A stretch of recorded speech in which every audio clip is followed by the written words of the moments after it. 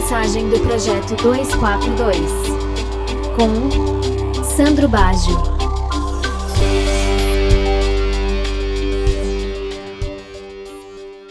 Esse mês a gente está nessa série, e a série é baseada nesse livro aqui, creio, do Alistair McGrath. Os livros estão aí, a gente trouxe, a intenção de termos os livros disponíveis aqui é para que o maior número possível de pessoas possam ter acesso e seguir. Os livros têm perguntas que você pode trabalhar com elas, pode servir para você como uma espécie de reflexão durante esse tempo. A gente decidiu fazer a série nessas 6 semanas da Quaresma, e parte disso é porque o livro sugere, assim, o McGrath escreveu esse livro como uma sugestão para que cristãos pudessem tomar essas 6 semanas e refletirem nesses aspectos sobre a fé. Nesse período, nós estamos falando do credo apostólico. Como disse o Ratzinger, o credo é a introdução ao cristianismo. O Calvino chamou ele de o resumo completo da fé cristã. Então, nós temos aí uma introdução básica daquilo que é essencial à nossa fé. Nós falamos aqui que nós acreditamos que a igreja é muito maior do que a nossa experiência local, é muito maior do que a nossa experiência nacional, inclusive. A igreja de Cristo está espalhada por todo o mundo, ela abrange culturas diferentes e tradições diferentes. O que podemos dizer que une essa igreja são alguns elementos essenciais de fé, e o credo apostólico apresenta-nos esses elementos essenciais. Na semana passada nós introduzimos o assunto falando sobre a própria fé, sobre o que significa dizer creio, que é exatamente a declaração do credo. Creio em Deus, creio em seu Filho, creio no Espírito. Essa declaração, o que significa isso? Nós comentamos que ela não significa de maneira alguma a ausência da dúvida ou das incertezas. Na verdade, creio é insistir em acreditar quando muitas vezes você está sendo puxado na direção contrária. E muitas pessoas pensam que se elas simplesmente deixarem de crer ou deixarem de acreditar, elas também estarão assim se livrando das dúvidas. Como a gente falou na semana passada, isso não é verdade. Tanto aquele que crê como aquele que decide não crer enfrentarão as dúvidas e as incertezas. Então, crer não significa que você tem todas as provas, inclusive, das coisas. Quando eu falo creio em Deus, não significa que eu tenho como provar que Deus existe. Não significa que eu estou lidando aqui com provas da existência de Deus. A fé pressupõe justamente isso. A fé pressupõe que eu não tenho provas. A fé pressupõe justamente algo que eu não consigo ver, tocar. A fé pressupõe exatamente essa realidade intangível, né? E é isso que nós somos convidados, a crer em Deus. Hoje a gente vai falar sobre esse primeiro artigo, como é colocado, do credo, e eu queria, antes de comentar sobre ele, eu queria ler uma passagem de Atos 17, onde Paulo está falando aos filósofos atenienses. Ou, na verdade, ele está falando aos atenienses, que eram muito ligados à filosofia grega.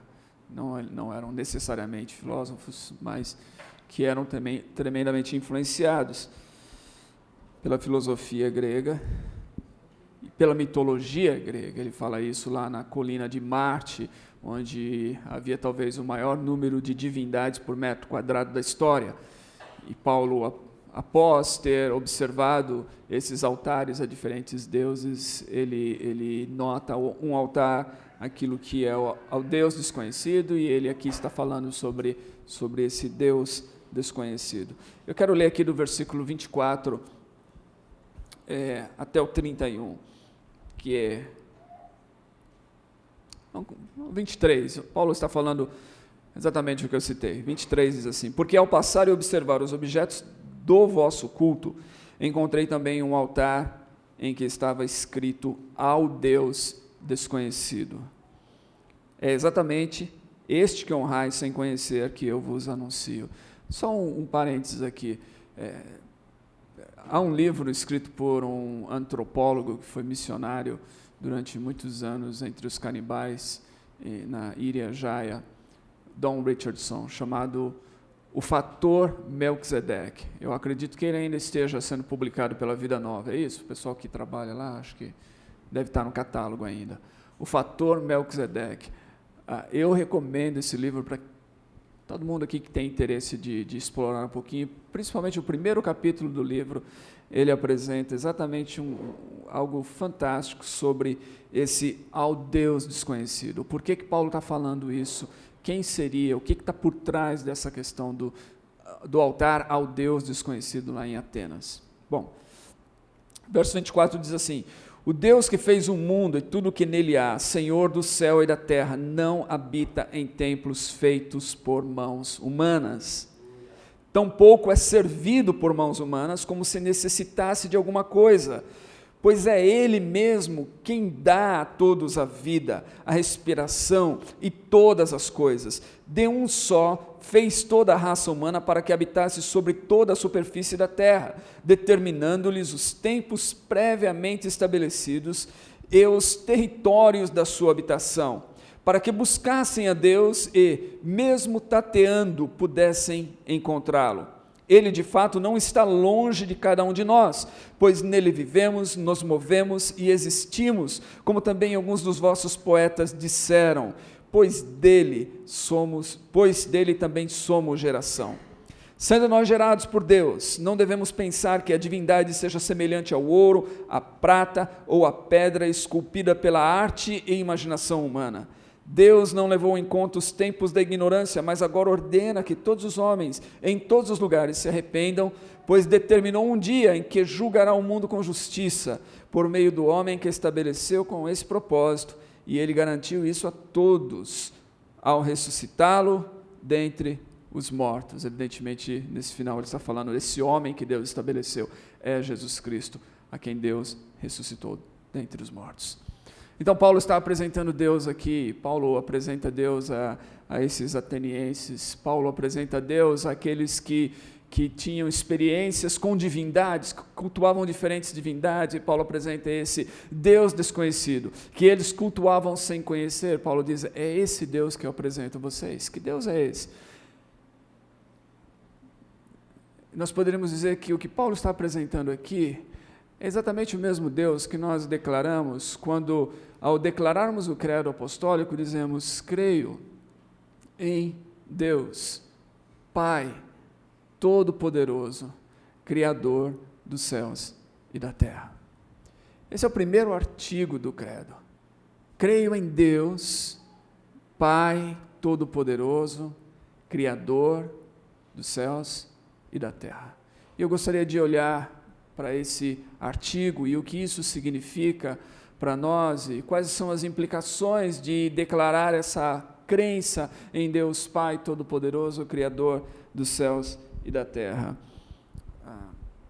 Então, a primeira coisa que nós encontramos ao declarar isso daí é a crença em Deus. E é interessante nesse mundo hoje, como eu disse, inclusive, no mundo pós-Auschwitz, pós-Holocausto, parece difícil dizer que cremos em Deus. Semana passada eu citei a experiência do Robert McPhee Brown lá em Auschwitz com Elie Wiesel, aquele judeu que perdeu toda a sua família e escreveu essa descrição marcante do Holocausto no livro Noite. A crença em Deus é possível mesmo depois de Auschwitz. Mas crer em Deus nesse mundo hoje parece, ao mesmo tempo, fora de moda. Parece que cresce cada vez mais o número de pessoas que se declaram como ateus, ou como descrentes, ou como céticos, ou como aqueles que não creem em Deus. E essas pessoas, principalmente nessa era em que nós vivemos, que é a era das comunicações em todos os lugares, essas pessoas tendem a fazer com que aqueles dentre nós que cremos em Deus, que insistimos em declarar que cremos em Deus, sejamos considerados como ignorantes, ou como se essas pessoas que não creem em Deus fossem as pessoas da ciência. Elas não creem em Deus porque elas acreditam na ciência, nós cremos em Deus porque nós somos ignorantes, ou insistimos em ignorar aquilo que a ciência apresenta. O Alistair McGrath diz que não é bem assim, e ele é alguém que não só é um teólogo, mas que é alguém também da ciência. Ele diz o seguinte: é importante notar que uma afirmação dessas, a afirmação de que Deus não existe, traz em si uma declaração de fé e não um fato. Quem diz que Deus não existe também está declarando isso pela fé. É preciso ter fé, em outras palavras, para dizer que Deus não existe. Isso não é um fato. O que essas pessoas, na verdade, querem dizer é: acredito que Deus não existe. Elas também não têm provas de que Deus não existe. Ou seja, se por um lado nós aqui não podemos provar que Deus existe, por outro lado ninguém pode provar que Deus não existe. McGrath diz o seguinte: o que nada mais é, esse acredito que Deus não existe, nada mais é do que uma declaração de fé. Não existem argumentos que definam de forma cabal que Deus existe, nem que não existe. Ou seja, não podemos provar que Deus existe, mas também não se pode provar que Ele não existe. É preciso de fé, tanto para crer em Deus, como para descrer em Deus, ou para dizer, não, Deus não existe. Tudo isso, na verdade, é baseado numa crença. Eu creio que Deus existe, e outras pessoas creem que Ele não existe. O que separa a mim dessas pessoas não é que eu sou um ignorante, que ignoro a ciência, e que elas são pessoas inteligentes e instruídas e conhecem todos os argumentos científicos. Na verdade, não.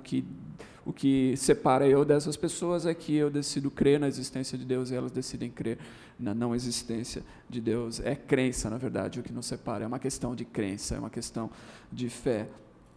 Ainda que não é o nosso assunto aqui, mas eu acredito não só que Deus existe, mas também acredito que há argumentos sólidos para essa minha crença de que Deus existe.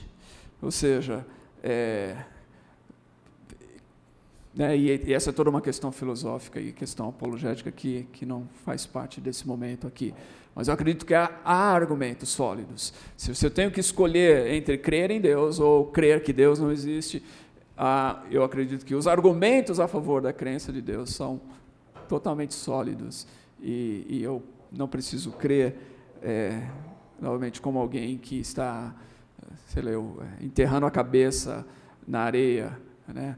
Como um avestruz, ou alguém que está simplesmente cometendo suicídio intelectual ao dizer que crê que Deus existe. Há argumentos sólidos, filosóficos e outros para a crença em Deus.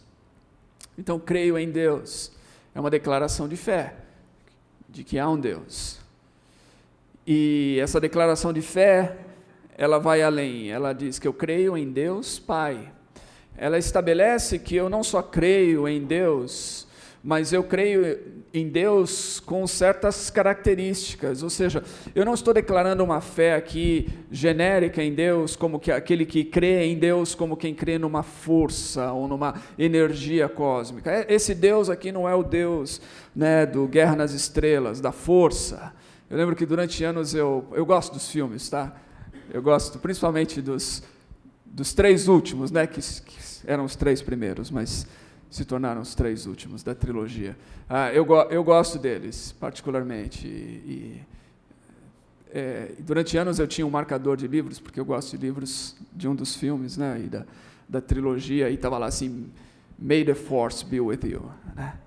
Que a força esteja com você, né? E para mim, como cristão, era assim, tá bom, isso daqui é como se Deus esteja com você, tá? May the force be with you. Mas, quando eu declaro minha fé em Deus, eu não estou declarando a fé em Deus como essa força. Quando eu declaro minha fé em Deus como Deus Pai, eu estou declarando a fé em Deus num Deus pessoal. Ele não é uma energia cósmica, Ele não é uma força que está por aí. Ele é um Deus pessoal, Ele é um Deus com o qual eu posso me relacionar. Ele é um Deus capaz de se relacionar com as suas criaturas. Ele é um Deus Pai. E quando a gente pensa nisso, hoje em dia, no mundo de hoje, tem pelo menos 2 problemas que são apontados a esse conceito de Deus como Pai. O primeiro deles, eu colocaria nas seguintes perguntas. Seria possível falar de Deus como Pai?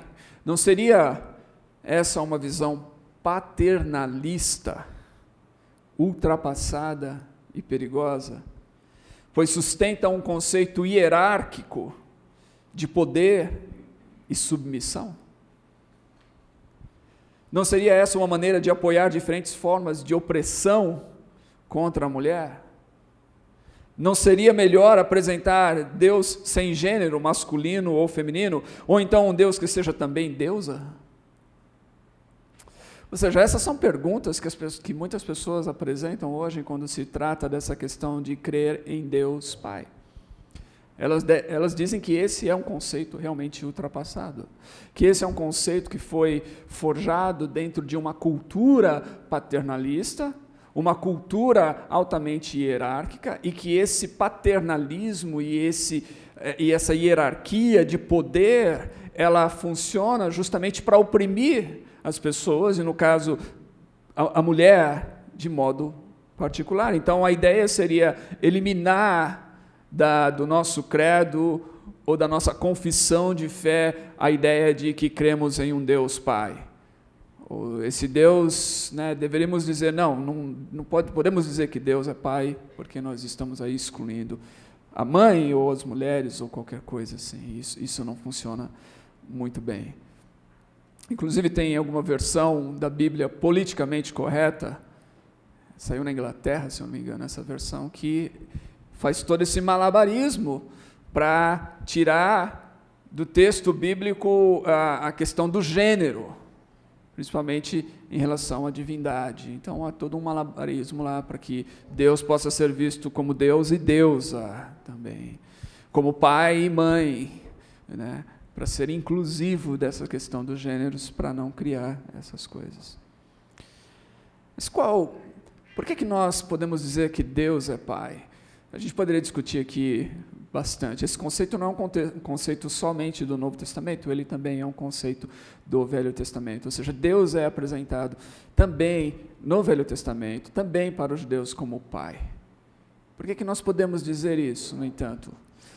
De maneira bem simples. Eu vou citar novamente um texto aqui do Michael Horton, no livro Creio. Ele diz o seguinte: Jesus foi um crítico profundo das injustiças sociais da sua época. Por exemplo, com respeito à opressão e tirania. E quebrou tabus com respeito às mulheres, estrangeiros e excluídos sociais. E, ainda, as Escrituras nos mostram que Deus era seu pai e não sua mãe. E que Jesus era o Filho de Deus, não uma criança sem sexo. E que o Deus soberano dos profetas e apóstolos não era nenhum outro senão aquele a quem até mesmo Jesus confessou subordinação no seu ministério terreno. Ninguém jamais proclamou Deus, o Pai Todo-Poderoso, tão vigorosamente como Jesus Cristo. Por que nós confessamos? Creio em Deus Pai, porque Jesus Cristo nos ensinou assim. Porque se nós dizemos que nós seguimos Jesus, Jesus nos ensinou a tratar Deus como Pai. O texto talvez mais clássico e mais conhecido de todos os cristãos do mundo é a oração que Jesus ensinou em Mateus 6. Ele diz: quando vocês orarem, vocês façam dessa maneira, dessa forma. Orem assim: Pai nosso que estás nos céus. Ou seja, como é que nós devemos ver Deus? Como é que nós devemos entender Deus? Como é que nós devemos nos relacionar com Deus? Nós devemos nos relacionar com Deus como Pai. É assim que Jesus nos ensinou. Por isso nós dizemos: creio em Deus Pai.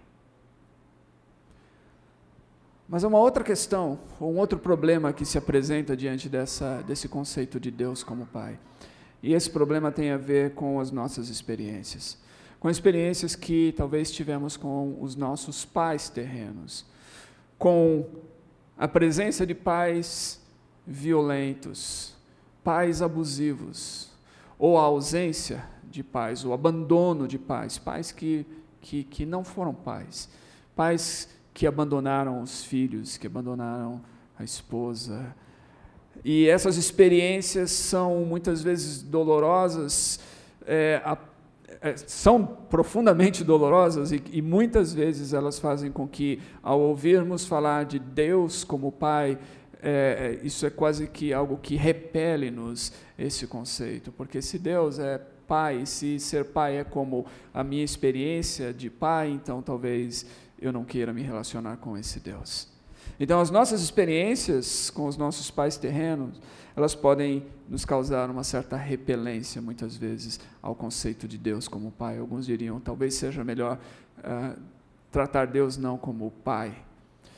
McGrath, nesse livro, creio, diz que, para muitas pessoas que foram criadas somente pela mãe, a Bíblia também fala do coração maternal de Deus, e eu já preguei aqui muitas vezes no Projeto 242, nesses anos todos, sobre o coração materno de Deus, o Deus que é Pai, o Deus que também se revela com esse coração de mãe nas Escrituras. E para muitas pessoas, seria entender esse Deus, e o coração de Deus como Pai revelado no cuidado que a mãe teve para com os filhos ao criá-los na ausência dessa figura paterna, dessa figura do pai. Mas, novamente, o Michael Horton diz o seguinte, que para todos nós que passamos por experiências dolorosas com o pai terreno ou não, o fato é que os nossos pais não são perfeitos. Quando Jesus nos ensina a orar a Deus e tratar Deus como Pai, ele fala do Pai nosso que estás nos céus. Ele está falando de um Pai que é diferente de todos os pais terrenos que nós possamos conhecer e que possamos ter experiências com eles. Porque os nossos pais terrenos são imperfeitos. Eu sou pai, eu tenho filhos que eu amo profundamente. Mas eu não sou perfeito. Eu falho com os meus filhos. Eu me esforço, eu tento, mas eu falho. E algumas vezes eu tenho que pedir perdão. Às vezes eu sou impaciente. Às vezes meu filho quer atenção, eu estou cansado, ou estou focado em alguma tarefa, em alguma coisa, e eu não dou a ele a atenção que muitas vezes ele quer, e eu falho com ele. Às vezes eu não, minha filha é adolescente agora e tudo, às vezes eu não estou tão próximo dela como eu deveria estar, e acompanhar, e ouvi-la, e tudo mais como eu deveria. E eu me esforço para isso, mas eu falho. E é assim com todos os pais. Por melhores que eles sejam, por mais dedicados que possam ser, por mais amorosos que possam ser, os nossos pais terrenos são falhos. O Michael Horton diz que nós precisamos permitir que o Pai Celeste, que o bom Pai, que o Pai nosso que está nos céus, conserte as nossas imagens distorcidas acerca da paternidade. Podemos fazer isso porque aprendemos que a boa paternidade não procede de pais humanos, mas do próprio Deus. Afinal, Ele foi quem inventou a ideia. Quando eu falo, creio em Deus Pai, eu estou declarando fé nesse Deus que de fato é Pai, como todos os pais deveriam ser pais.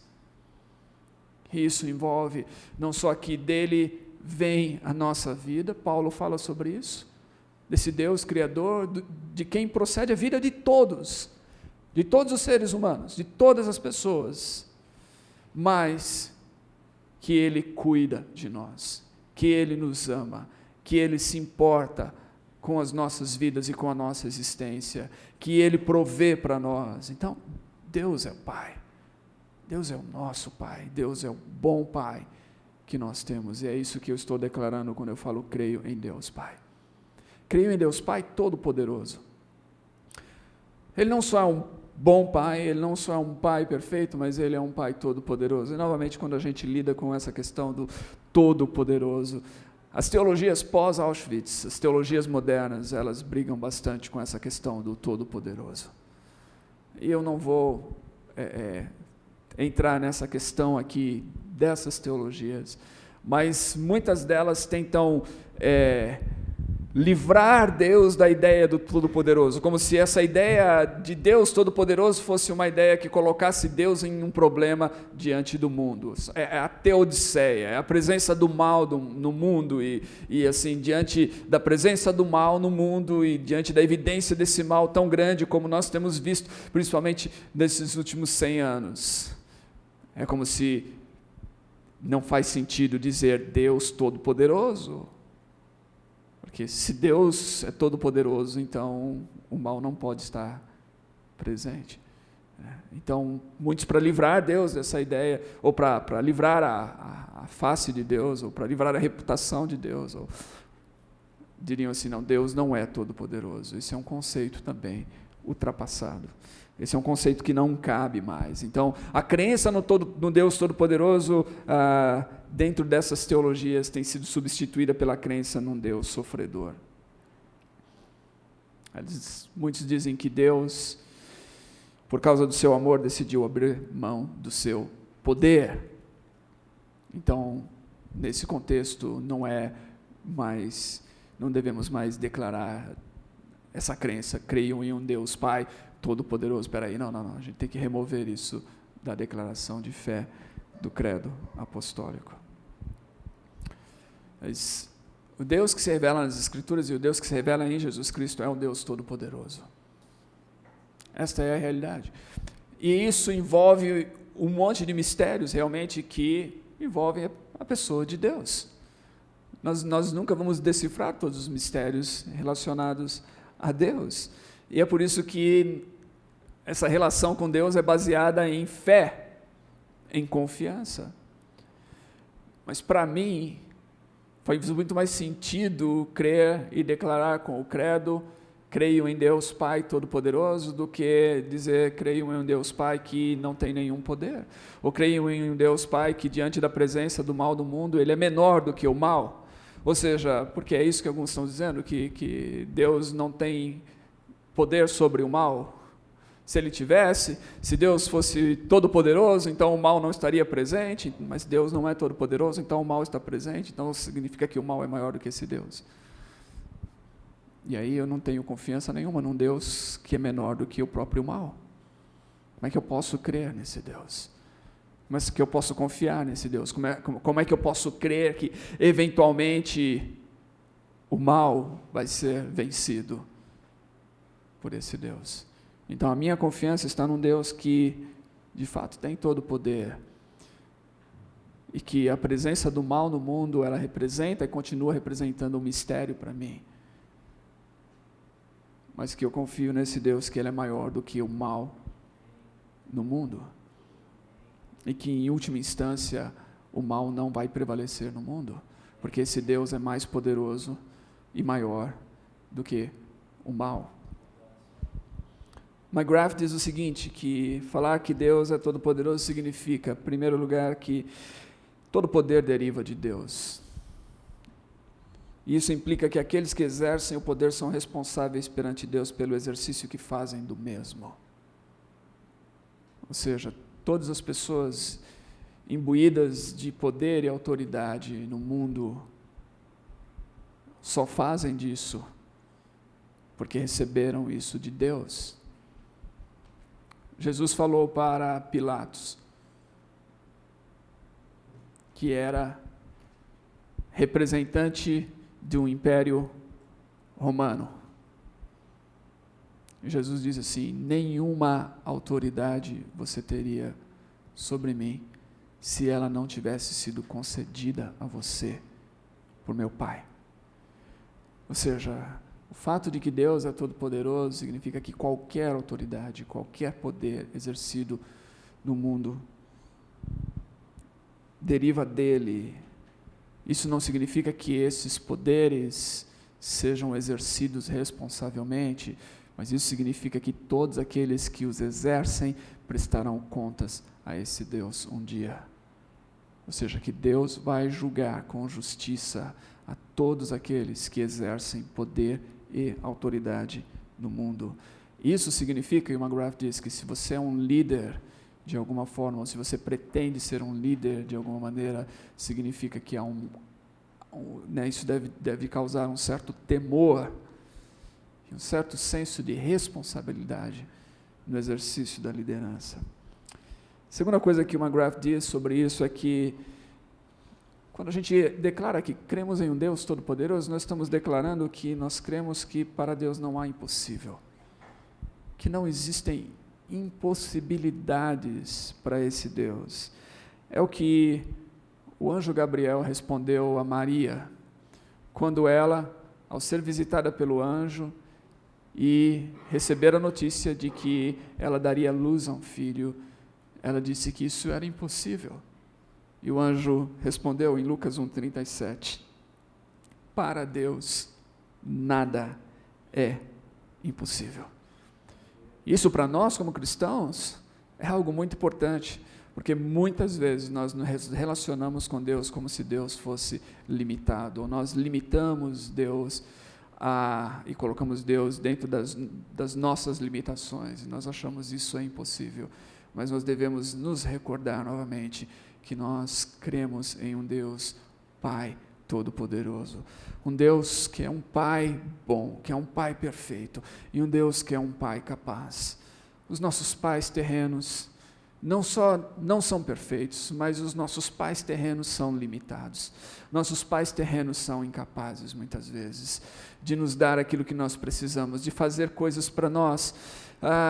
Eles estão limitados. Essa semana eu estava, a experiência de qualquer pessoa, de qualquer pai, muitas vezes ter que levar o seu filho no médico, ou alguma coisa assim. Essa semana eu estava novamente com um dos nossos filhos no hospital, no médico, e quando você está lá, é o maior senso de incapacidade que você sente como pai, alguém que ama profundamente, mas que está lá, você é incapaz de resolver aquela situação, você é incapaz de lidar com aquilo, você está completamente rendido a isso.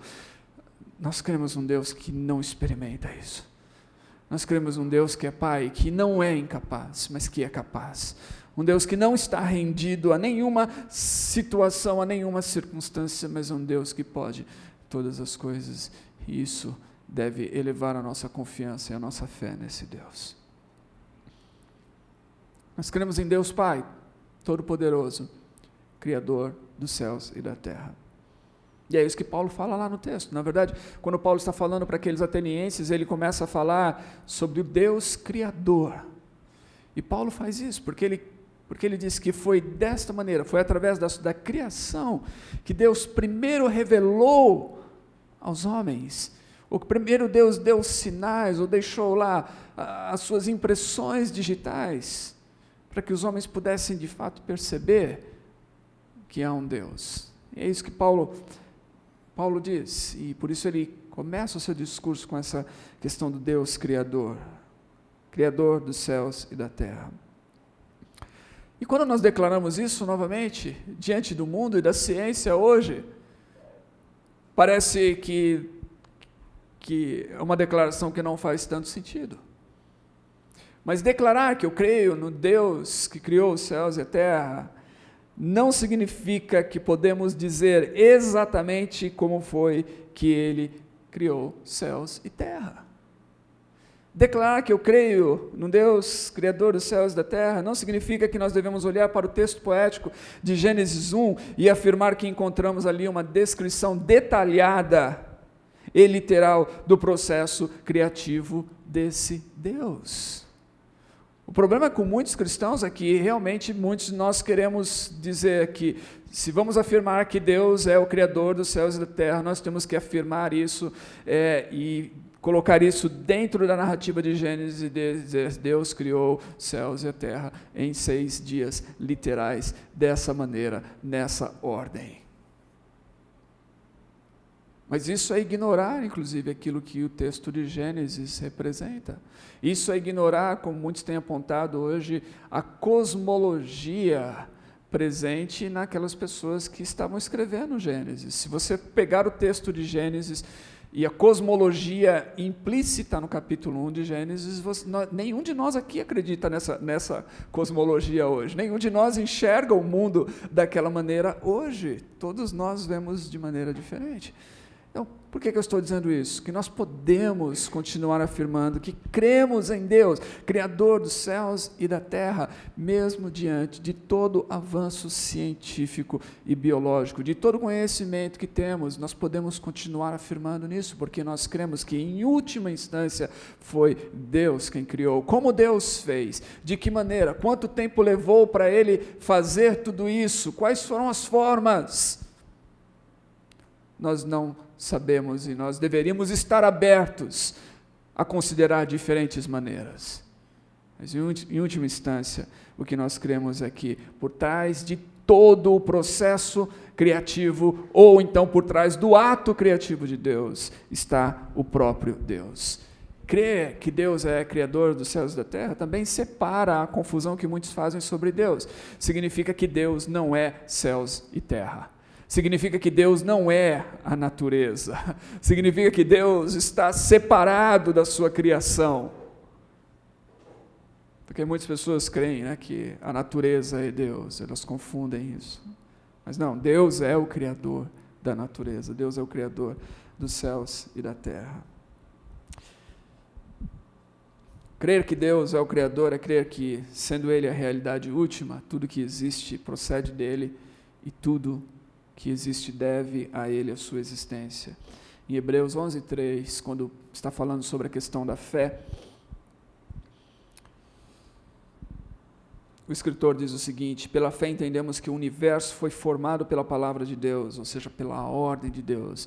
Deus criou, de modo que o que se vê não foi feito pelo que é visível. Ou seja, não havia nada, e de repente houve algo porque antes, quando não havia nada, o que havia era Deus. Deus sempre existiu e Deus deu a ordem e o mundo foi criado. Crer em Deus como Criador dos céus e da terra implica em confiar que Ele também é o mantenedor da sua criação. O cristão não acredita que Deus é apenas o Criador dos céus e da terra, mas que Deus continua envolvido com a sua criação.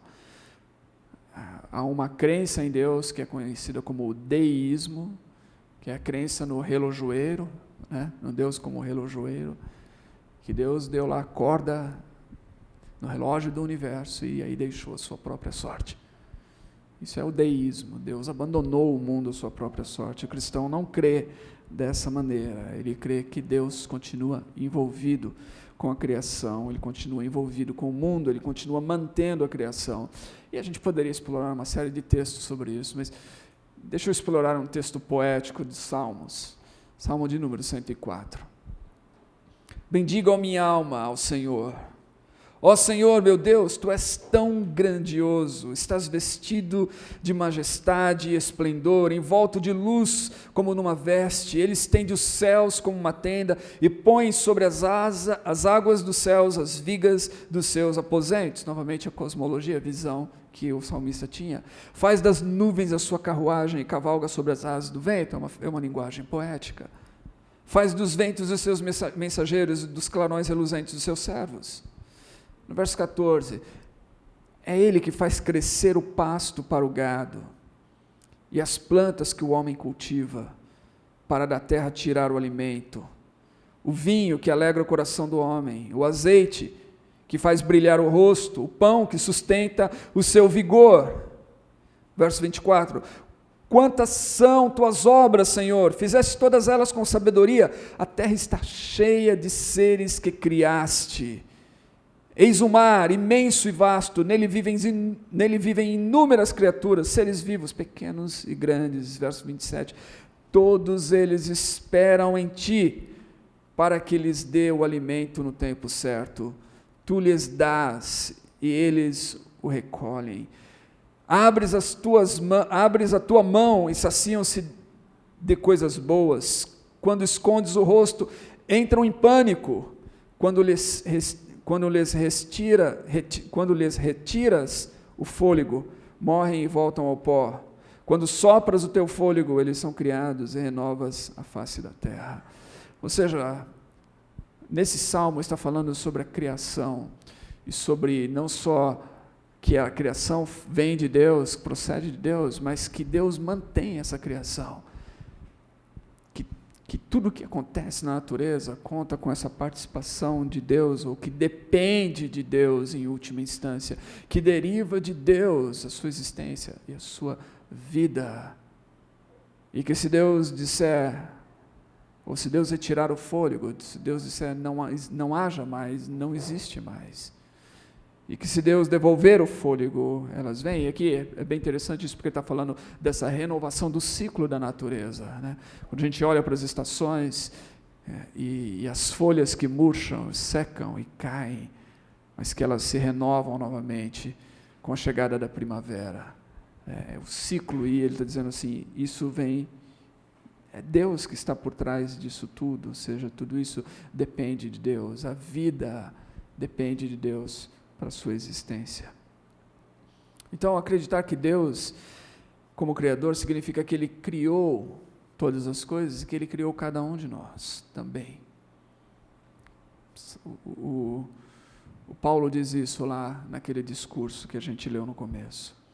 E quando a gente pensa nisso, isso implica em que a gente deve ter uma atitude de respeito e reverência por toda a criação, toda a criação de Deus, tudo que Deus criou, pela natureza, por todos os seres vivos e de um modo muito particular pelo homem, pelo ser humano. É bem interessante isso. Se Deus é o Criador, e se todas as coisas procedem de Deus, se Deus mantém e sustenta todas as coisas, então qual deve ser a nossa atitude para com essas coisas que foram criadas por Deus? E que Deus preserva, e que Deus mantém, e que Deus sustenta. No Sermão do Monte, Jesus, quando vai falar sobre a nossa atitude diante da ansiedade ou da preocupação, ele cita as aves do céu e as flores do campo. E ele faz questão de dizer que tanto as aves como as flores são mantidas por Deus. Que elas foram feitas por Deus, e que Deus preserva-as, e que Deus veste elas com beleza. Então, quando nós vemos a beleza das flores, ou quando nós olhamos para as aves, que são alimentadas por Deus, nós devemos nos lembrar que há um Criador, e que Ele cuida da sua natureza. Isso significa que nós deveríamos também nos interessar em cuidar, em preservar aquilo que Deus criou. O cristão deveria ser o mais interessado na preservação da natureza. Nós devemos dizer que estamos interessados por isso. Quando a gente olha hoje em dia, então, as pessoas defendendo os direitos dos animais, muito bem, temos que defender os direitos dos animais. Jesus falou que os animais são importantes, que o nosso Deus cuida deles. Ele cuida de pardais, de aves. Isso significa que Ele cuida também dos cachorrinhos e dos gatos, certo? E que nós não deveríamos maltratá-los, que nós deveríamos preservar a sua existência e a sua vida. Mas nós nos devemos lembrar que também, quando Jesus fala isso, Jesus olha para os seus discípulos, olha para o ser humano e diz assim, vocês não têm muito mais valor do que essas coisas. Ou seja, que nós devemos olhar para o ser humano e preservar a vida humana. E nos interessar com a vida humana também.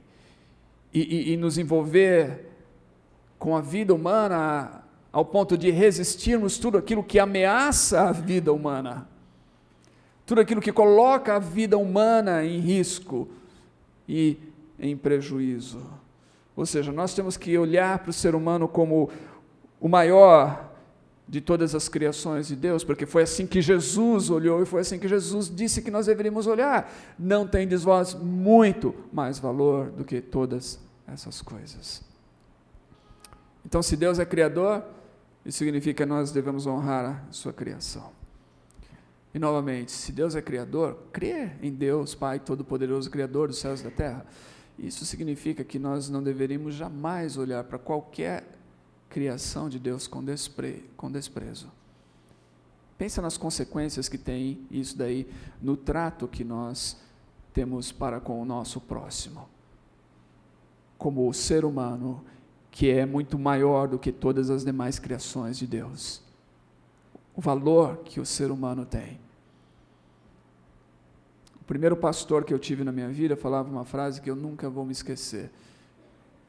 Eu já coloquei isso até uma vez no Facebook. Eu confesso que eu não me lembro muitas coisas daquilo que ele pregava, dos anos que eu frequentei aquela igreja, mas esta frase eu nunca vou esquecer. Ele dizia assim: quem zomba da criatura insulta o Criador. Quem zomba da criatura insulta o Criador. Quem despreza a criatura. Quando a gente olha para um outro ser humano, feito à imagem e semelhança de Deus, como você e eu, e nós desprezamos essa pessoa, nós tratamos essa pessoa com desprezo, nós consideramos essa pessoa como diminuída em valor, nós estamos insultando aquele que criou. Pensa nisso. Crer em Deus Pai Todo-Poderoso, Criador dos céus e da terra, tem consequências incríveis para o modo como nós encaramos Deus, e para o modo como nós encaramos o universo, e para o modo como nós encaramos as pessoas e as coisas, e o modo como nós conduzimos a nossa vida. Então, o cristão que declara: creio em Deus Pai Todo-Poderoso, Criador dos céus e da terra, está dizendo que confia em Deus e não na sua própria sorte. Está dizendo que confia num Deus pessoal, com quem ele pode se relacionar, a quem ele pode falar e de quem ele pode ouvir. Sim, de quem ele pode ouvir. Mas esse é todo um outro assunto. O cristão que confia num Deus que, como um pai amoroso, dirige, cuida e protege, sustenta, ensina e disciplina também. O cristão que confia num Deus que é capaz e que pode todas as coisas. O cristão que confia num Deus que é criador e que, portanto, o cristão deve também ser o mais interessado em preservar a obra desse Criador. É isso que nós declaramos, em outras palavras, quando nós dizemos: creio em Deus Pai Todo-Poderoso.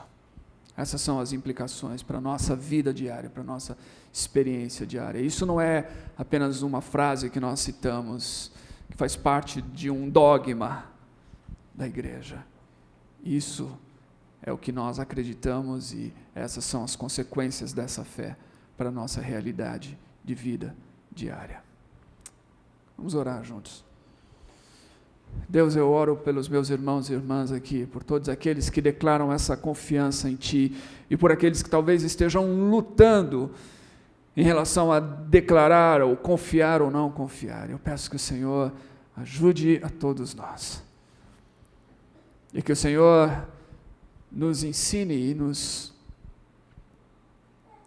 revele, como o Senhor já revelou por meio da Tua palavra, e principalmente em Jesus Cristo,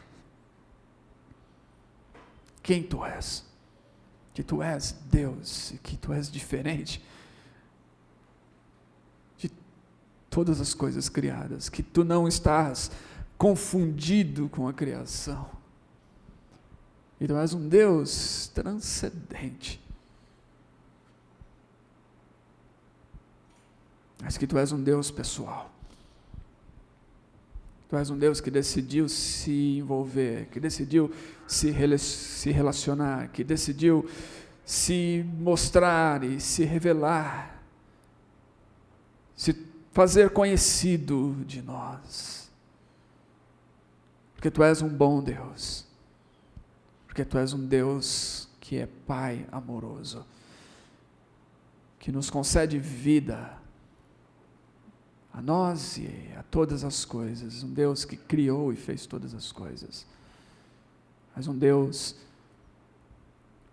com capacidade suficiente para manter todas as coisas, um Deus que, ainda que esteja envolto em mistério, nós podemos confiar que tem a resposta final para todas as incertezas e para todo o caos, para todo o sofrimento e dor, para todo o mal presente no mundo. E por isso nós podemos crer. Então, Deus, ajude-nos a crer assim. Nós oramos como aquele homem que, ao ser interrogado, disse: eu creio, Senhor, ajude-me em minha falta de fé.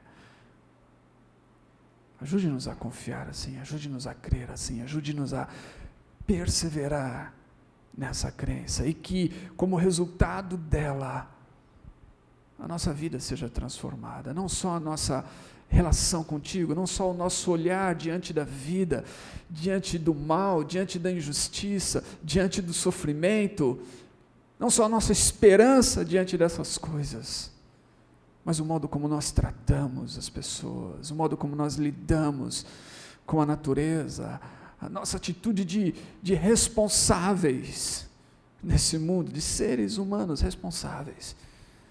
Nós possamos encarnar isso e colocar essa crença em Deus Pai, Todo-Poderoso, Criador dos céus e da terra, de maneira prática, no modo como nós vivemos, dia após dia. E que façamos isso, Deus, para que venha o Teu reino e que a Tua vontade seja feita nos céus e na terra. Oramos em nome de Jesus. Amém.